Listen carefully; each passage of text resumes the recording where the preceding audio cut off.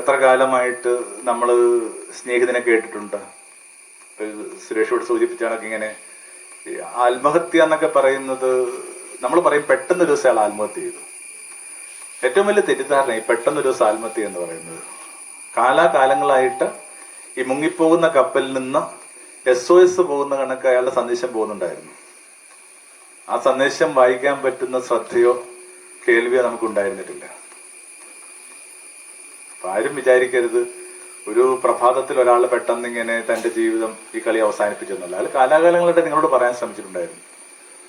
നമ്മളത് വായിച്ചിട്ടില്ല. ഇപ്പൊ എൻ്റെ ഒരു സ്നേഹിതന്റെ വീട്ടില് ഇങ്ങനെ അമ്മയോട് വലിയ ഇഷ്ടമുള്ളൊരു മോനുണ്ട്. മാറിയാ താമസിക്കുന്നത്. എല്ലാ ദിവസവും രാവിലെ പണിക്ക് പോകുന്നതിനൊക്കെ അമ്മയുടെ അടുത്തുനിന്ന് വന്നിട്ട് ഒരു ഗ്ലാസ് കട്ടൻ കാപ്പി വാങ്ങി കുടിക്കും. അന്നിങ്ങനെ കാപ്പി വാങ്ങി കുടിച്ചു. എന്നിട്ട് പതുക്കെ ഇങ്ങനെ അമ്മയുടെ മുഖത്തേക്ക് ഒരു ഫ്രാക്ഷൻ ഓഫ് സെക്കൻഡ് നോക്കി, ഈ ചായക്കപ്പ് കൊടുക്കുന്നതിന് മുമ്പായിട്ട്. എന്നിട്ട് ഇറങ്ങി നടന്നു. അമ്മ ആ നിമിഷം തന്നെ ടൗണിൽ കച്ചവടമൊക്കെ ചെയ്യുന്ന 1-2 സഹോദരന്മാർ വേറെ ഉണ്ട്. അവരെ വിളിച്ചിട്ട് പറഞ്ഞു, അവൻ ഇറങ്ങാൻ നേരത്ത് എന്നെ ഒരു ഏനക്കേടുള്ള നോട്ടം നോക്കി.